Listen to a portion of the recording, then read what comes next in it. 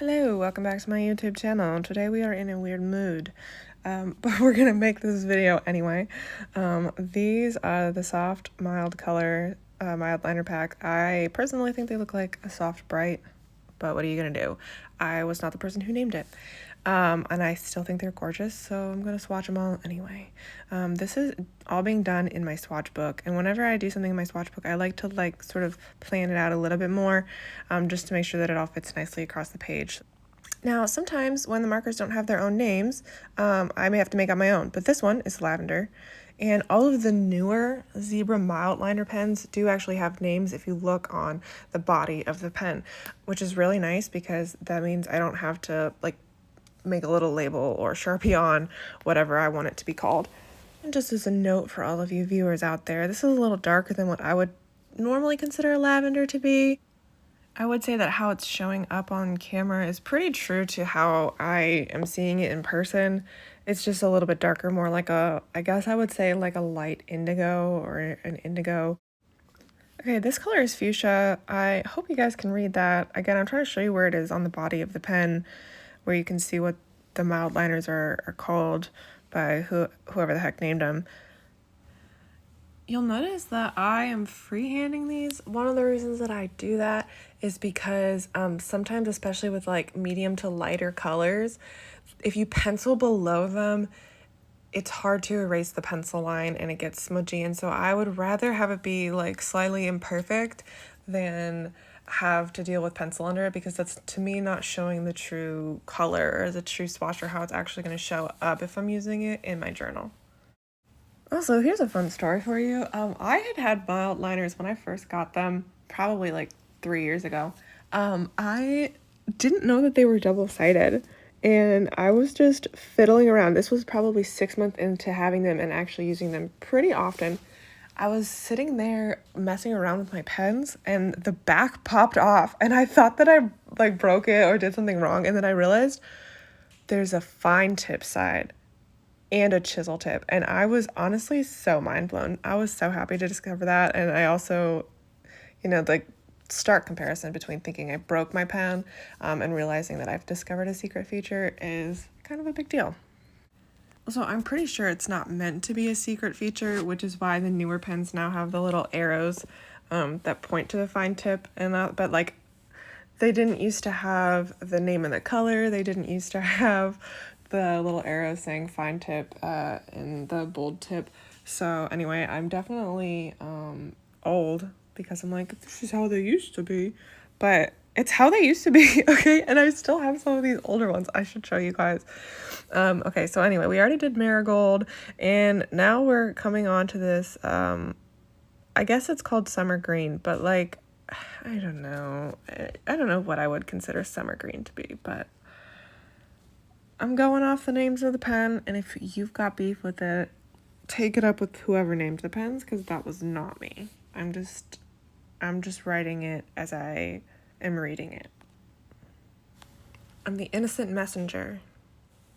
Okay, for some reason, this color I was like the most excited to swatch because the cap is like a very unique color. I don't have a lot of pens that are this tone. I don't even know. I think I would call it like a lemon lime. I mean, obviously that's not what they called it on their marker. They called it a citrus green, which honestly is fair, because if I said lemon lime and they said citrus green, this might be the most, besides fuchsia, the most accurately named pen from this pack. But I guess we will see as we continue on with the next one. This one is technically called cyan. I added the blue to the end because to me it just looks like a true blue. It's like darker than what I would consider cyan to be. Again, the color that is showing up on the screen is very similar to what I'm seeing in person. So it's really, they're just all kind of darker than I was expecting for something called soft mild, but I do still love them. I would just call them the brights. Okay, this is lemon. This is also very aptly named because I would consider this to be like a true lemon. It's a very yellow. It's not super bright. It's not like a dark yellow. It's just like yellow. if you are picking up what I'm putting down. Gotta get that thin line. Shabam. Okay, this next color is coral pink. The lid looks very salmon-y, so coral, salmon. I feel like they're kind of the same thing. I mean, I don't know how I would tell the difference. What I do know is that this is coming off as a slight neon tone compared to what the cap is, which is one of the reasons that I do swatch pages instead of just going in raw on my journal, because I don't like to be surprised when I'm trying to get the perfect color palette for a month. So that's one of the other reasons that I do these swatch pages. This is apricot, as you hopefully just saw. I think that the lettering is super tiny. So one of the reasons that I'm telling you guys about it is because it took me a really long time to notice that it exists.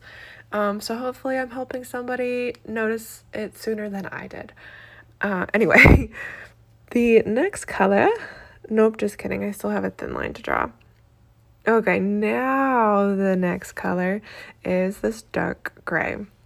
It's pretty hard to name dark gray wrong, so I'm pretty sure this is gonna just be a dark gray. And I think this one's going to come in really handy for some of the future spreads that I have planned. And as suspected, it is a pretty nice dark gray. I don't think I would have called this anything but that. Gonna get my thick line, making my little end stops. I do this just to make sure that everything's kind of lining up nicely, because when I'm drawing a line, the faster I draw it, the straighter it is.